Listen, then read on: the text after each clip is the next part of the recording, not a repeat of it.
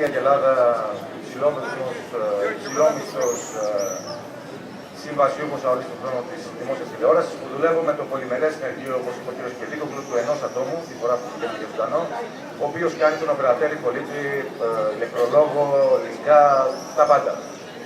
Αυτοί οι άνθρωποι συνεργαζόμαστε, οι υπόλοιποι δύο, συνεργαζόμαστε στα χρόνια από τον νομό Ηλίας με τους ανθρώπους που δουλεύουν τόσο στην Ιερά Πύργου, και αυτή τη στιγμή είναι αμολυμένοι, όσο και στα τοπικά μέσα μαζικής ενημέρωσης που τόσο πολύ μας έχουν βοηθήσει και οι οποίοι κάθε μέρα που περνάει έχουν από πάνω τους, λόγω και της κρίσης, ή επειδή κάποιοι υποστηρίζουν ότι υπάρχει κρίση και στα μαγαζιά τους, έχουν από πάνω τους την επιτόμο της απόλυσης. Χάρη σε όλους αυτούς λοιπόν βγαίνουν τα ρεπορτάζ που πιο κοντά. Εγώ χαμηλή φωνή, τι έγινε και αυτό. Ένα-δύο.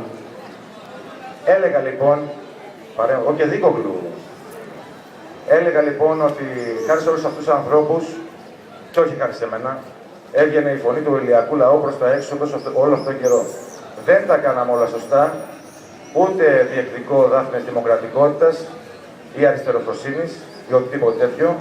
Κάναμε αρκετά λάθη, πολλά λάθη, αλλά προσπαθήσαμε να πούμε την αλήθεια και πιστεύω πως σε πολλές περιπτώσεις το πράξαμε. Και τουλάχιστον όταν δεν την είπαμε ολόκληρη, ίσως το κάναμε γιατί δεν την ξέραμε ολόκληρη και όχι γιατί κρύψαμε ή αυτολογοκριθήκαμε, γιατί εμείς οι δημοσιογράφοι έχουμε και αυτό κακό, χωρίς να μας λογοκρίνει κανείς από τα μέσα στα οποία δουλεύουμε, καμιά φορά αυτολογοκρινόμαστε για να μην μας κάνει τα data αφεντικό.